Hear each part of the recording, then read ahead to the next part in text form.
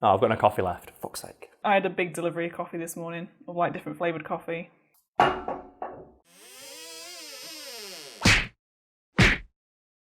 Frank Sinatra is a man known for two things: singing a bunch of jazz songs in the 1950s and his love of immaculately pressed suits. In regards to the latter, did you know that Frank Sinatra's obsession with cleanliness and always looking his best was such that his own friends made fun of him for it? So the legend that is Frank Sinatra is a style icon, like he still is today. Yeah, like even today you will see articles from like style websites talking about Frank Sinatra and what made his style so timeless and so unique. And he was known in his lifetime for spending virtually every waking moment in a bespoke suit tighter than a blacksmith's handshake. Well, was that just his public image, wearing a suit?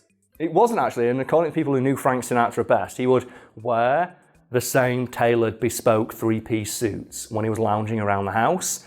And according to people who knew him more intimately, he would even get dressed up in a suit to go to the bathroom at night and take a shit. The hell? Like, that's how obsessed with image and cleanliness and just looking his best that this man was. He would get dressed up to go for a shit. That's extreme. Just me just sat in like... I thought it was me just sat on the toilet. Here's me recording from the bathroom like a legend. No, I just like sat... I just sit in like joggers and shorts and stuff to work. I know you say obviously you're on camera, but you like to get dressed...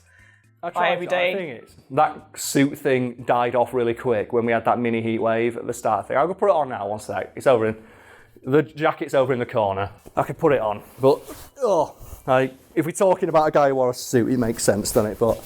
And I like dressing up and I like this jacket, but the thing I like the most about this suit, and no one can see it, is the trousers I bought to go with the suit that I'm super pissed off I can't wear anymore because no fucker is going to see me in it because my ass looks so great in those fucking trousers. I remember the first day I got that suit when I was walking around town, I walked past my ex-fucking girlfriend and she was clearly on her way to the gym or something and she's got like no makeup on and a ponytail and it's all scraggly and like she hurried past me and I was stood there like that and I'm like, yeah, I feel great. So yeah, even today, people still talk about Frank. Yeah, and his sense of style, and there are many, many guides you can find online, like how to dress like Frank Sinatra, how to achieve that timeless Sinatra look, and none of them ever seem to talk about the fact his suits probably cost more than a car, so I'd argue that's a lot to do with why he looks so good. Like I bought this from fucking Top Man, and it's never going to look as good or fit as well as a custom-made bespoke suit made for you by the finest tailors in the world. Like, this shit's off the rack. It's like, you can't compete, but whenever you read those style articles, they can't mention that. Because the idea that they're trying to say is that, this look is achievable and affordable, and we want you to like buy the magazine so you can learn about how to get it. If they just said, spend $1,000 on a really good suit and then go to a tailor to get it perfectly fitted to you, that's not really good advice. Like, anyone could do that. So I would love to get custom fitted jeans because I find it really difficult to find jeans that fit properly. They're either too baggy, around the waist. You know how like women's sizes go in like twos, like 10 to 12 to 14, whatever. I'm sure I'm like an 11. Just one in the middle. I'm the same with shoes. I've got feet that are 10 and a half. So not quite an 11. Because if I say 11 and then people see there's a gap in the end, it's like, you're just saying it because you want to have size. But if I say 10, they're too small. 10 and a half. Just that half. It makes a lot of difference when you've got to wear that shit all day. But I've always wanted to go get a proper custom-made suit. And I'm guessing it's going to be a lot cheaper after lockdown ends because no fucker's going to be wearing suits anymore. Because did you see that amazing article in the LA Times from that guy who's like, I know we're all working from home, but can we please dress like adults? What? Yeah. And the reason I want to mention it is because I'll send you a link to the article after this, but please put a picture of the guy who wrote the article behind me now. And I'd like the audience at home to think about the fact this guy here wrote an article criticising people for not dressing like adults. He also, in his article, which we talked about on the podcast, that's Think Back, by the way, he mentions that he wears shoes indoors. Okay. Yeah. Why? How do you think about that? Why? What's the point? Exactly. What's the fucking point? What's the point of anything anymore? Why do we even bother getting dressed? Frank Sinatra did though, slippers. And that's the topic of today's video. I've got slippers in the office as well. Oh man, where'd they go? I can't wear them anymore because I'm only in for a bit. Let me try and find them. Nisha, talk for a bit. Yeah, let me try and find them. They're in the office somewhere. I'm not on camera anymore, but they can still hear me. God damn it, where are my slips? Yeah, is it those like monster claw? slippers that you have? I found them, yes. Got them. I used to have some of those. They were bright pink. Yeah, I've got them. Yeah. Fluffy claw slippers. I wear these, like, when people, like when we're in the office, 'cause when we record, when we're all in person, we're usually in the office for a couple hours, and we'll go for food or something, like midway through filming, and we can usually get a lot more done. Because when you're in person, you tend to have a lot more energy and more stuff to talk about. But yeah, this is how I rock around the office. And when I'm doing editing here, I'll be shuffling around the office with a cup of coffee wearing these bastards. And I've had multiple encounters with people who work in other offices, walking past me, looking down, and they have one of two reactions. And it's either they look at me and go, or they'll look at me and go, that's a fucking good idea. I wish I'd thought of that. I wish I'd brought slippers to the office. That's so good. Now, bringing it back to Sinatra, you mentioned he's obsessed with his image. He was, yes, but he was also obsessed with cleanliness. Because we all know cleanliness is next to godliness. And it's noted that Sinatra would obsessively wash his hands and preen himself, which, according to contemporary sources from the time he was alive, made him a natural target for amateur psychologists who tried to discern why exactly he was so obsessed with his appearance and like keeping clean. When it's pretty obvious today, the guy probably just had a minor form of OCD, which is kind of understandable when you realise that he'd wear a three-piece suit 24 hours a day. It's also worth noting that according to people who knew him personally, he would take about, and I'm not making this up, 60 showers a week. Jesus.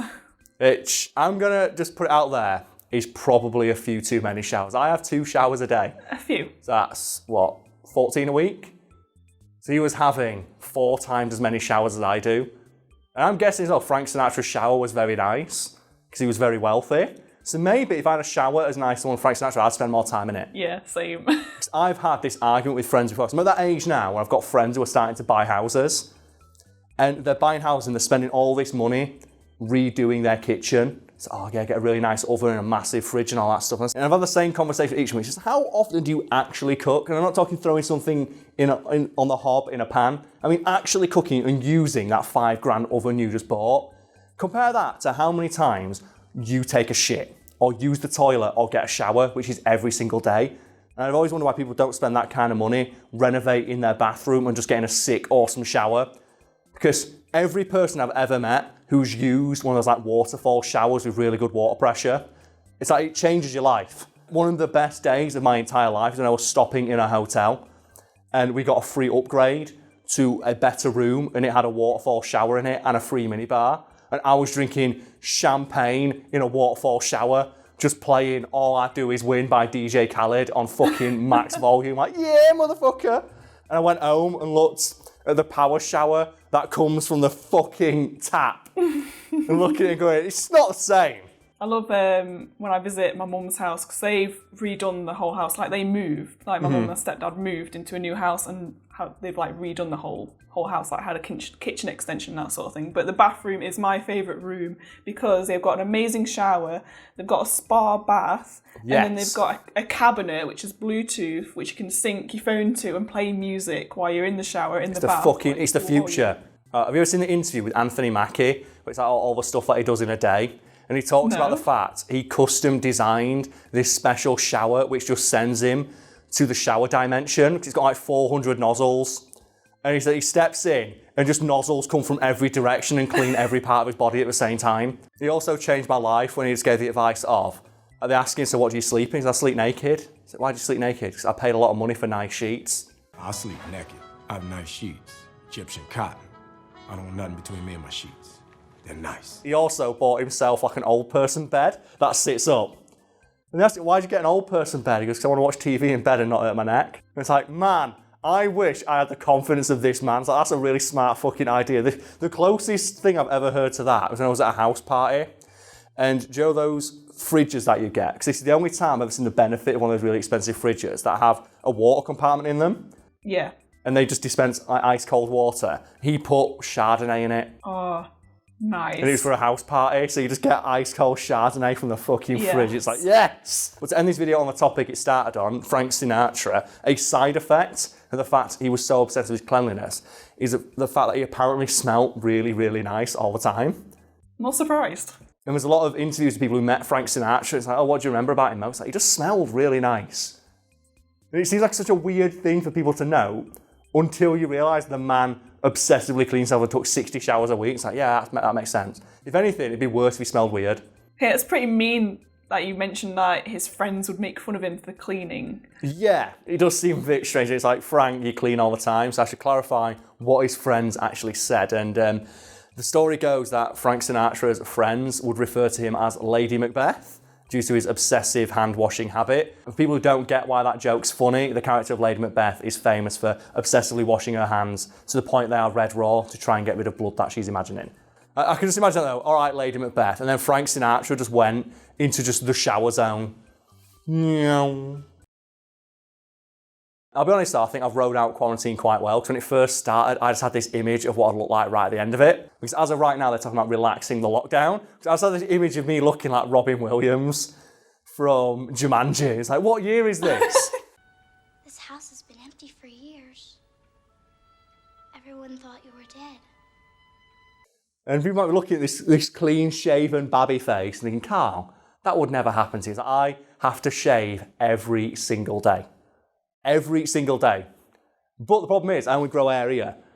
So I tried growing like a beard for the first 2 weeks of quarantine, and I just looked in the mirror. It looks like I've sucked on a tailpipe. The way my dad always puts it when I grow out the bum fluff, it's just like, you've sucked on a cat's arsehole. Oh no. Just like the fur all around here. It's like, God damn it. And the problem is as well, I don't grow sideburns either for some reason. I get no hair there. So when I trimmed my hair and cut it all to an, oh shit, I got sideburns, so there's just no hair. He's like, oh God damn.